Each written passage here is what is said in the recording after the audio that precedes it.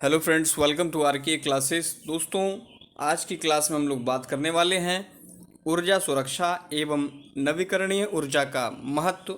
यह एक महत्वपूर्ण टॉपिक है। शुरू करने से पहले यदि आप इस चैनल पर नए हैं तो चैनल को ज़रूर सब्सक्राइब करें, पास वाले बेल आइकन को ज़रूर दबाएं ताकि आगे ऐसी वीडियो आती है तो आपको उसकी जानकारी मिल सके। इसके अलावा देखिए, कई सारे महत्वपूर्ण टॉपिक जो कि सभी विषयों से संबंधित हैं मेंस के लिए, वो अपलोड किए जा चुके हैं। अगर आपने उसे नहीं देखा है तो एक बार प्लेलिस्ट में जा कर के ज़रूर देखें।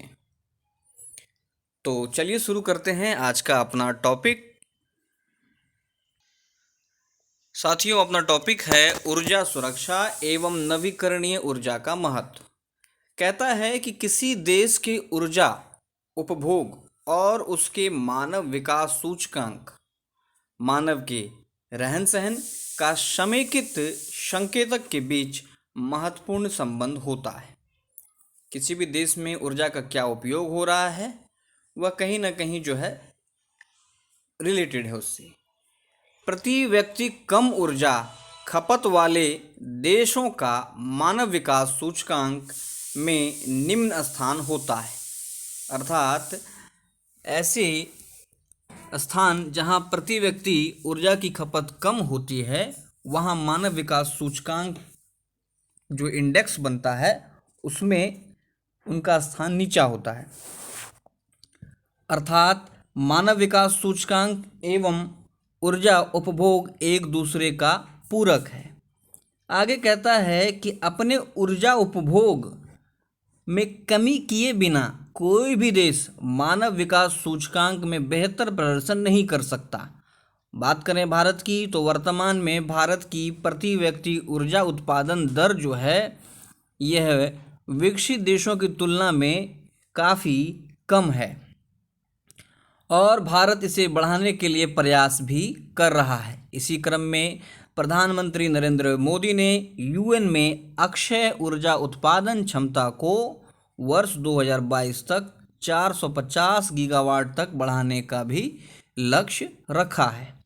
बात करें ऊर्जा सुरक्षा की तो कहता है कि ऊर्जा सुरक्षा को 3A अवेलेबिलिटी, एक्सेस और अफोर्डेबिलिटी के तौर पर परिभाषित किया जाता है।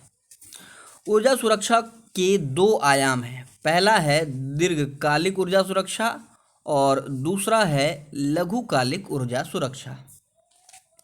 बात करें दीर्घकालिक ऊर्जा सुरक्षा का संबंध आर्थिक विकास और पर्यावरणीय जरूरतों के अनुरूप ऊर्जा की आपूर्ति के दीर्घकालिक निवेश से है और लघुकालिक ऊर्जा सुरक्षा का संबंध जो है ऊर्जा आपूर्ति एवं मांग संतुलन में अचानक किसी परिवर्तन का यथाशीघ्र समाधान करने की ऊर्जा प्रणाली क्षमता से। तो ये है दीर्घकालिक ऊर्जा सुरक्षा और लघुकालिक ऊर्जा सुरक्षा। दीर्घकालिक में हम लोग क्या करते हैं कि आर्थिक विकास और पर्यावरणीय जरूरत के अनुरूप ऊर्जा की आपूर्ति हेतु से दीर्घकालिक निवेश करते हैं। आगे कहता है कि ऊर्जा सुरक्षा की आवश्यकता क्यों है।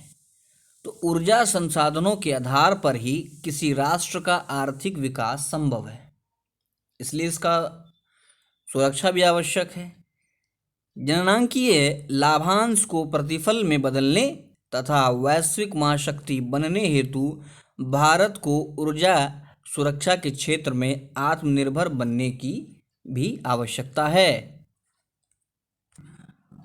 अगला रीजन जो कहता है कि आधारभूत ढांचे की मजबूती तथा बुनियादी आवश्यकताओं की पूर्ति हेतु भी ऊर्जा सुरक्षा आवश्यक है।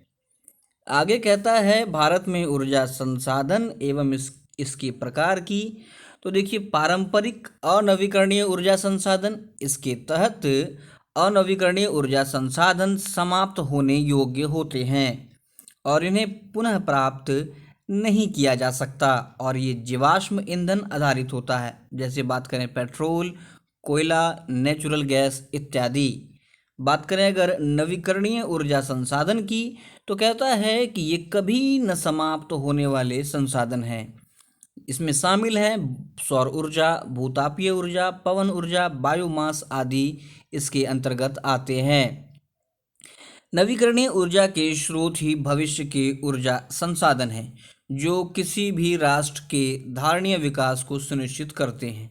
भविष्य का इसलिए है क्योंकि ये समाप्त नहीं होता, लगातार जो है ये हमें मिलता रहता है।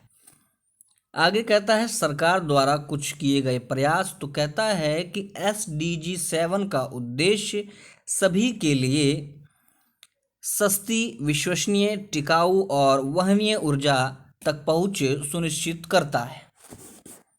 ये जो सस्टेनेबल डेवलपमेंट का जो लक्ष्य है इसकी बात करते हैं। यहाँ पर ग्रामीण क्षेत्रों में LPG कनेक्शन एवं बिजली की उपलब्धता सुनिश्चित करने हेतु प्रधानमंत्री द्वारा प्रधानमंत्री उज्ज्वला योजना तथा प्रधानमंत्री सहज बिजली हर घर योजना की शुरुआत की गई।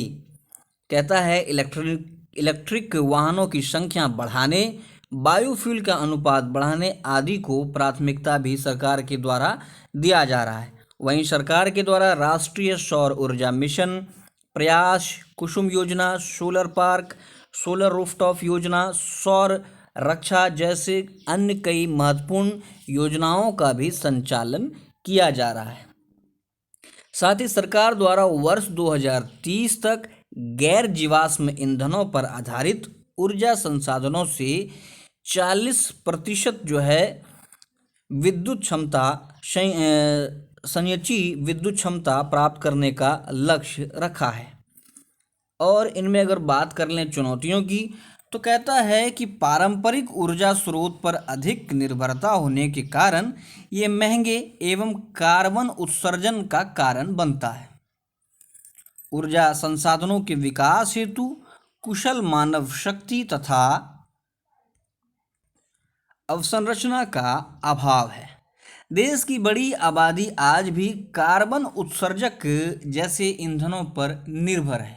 तो ये हमारे सामने बड़ी चुनौतियां हैं। बात करें कि उपाय क्या हो सकते हैं, तो संभावित गैर पारंपरिक ऊर्जा स्रोतों की खोज करना तथा उन्हें किफ़ायती एवं सुलभ बनाने के लिए अनुसंधान की आवश्यकता है। इसके अलावा ऊर्जा अवसंरचना का विकास करने के साथ साथ पेट्रोलियम भंडारण को और अधिक बढ़ाने की ज़रूरत है ताकि ऊर्जा सुरक्षा किया जा सके। तो ये था आज का अपना महत्वपूर्ण प्रश्न। उम्मीद है आपको समझ में आया होगा। वीडियो अच्छा लगा तो इसे लाइक और शेयर जरूर करें। मिलते हैं जल्द ही अगले लेक्चर में। धन्यवाद।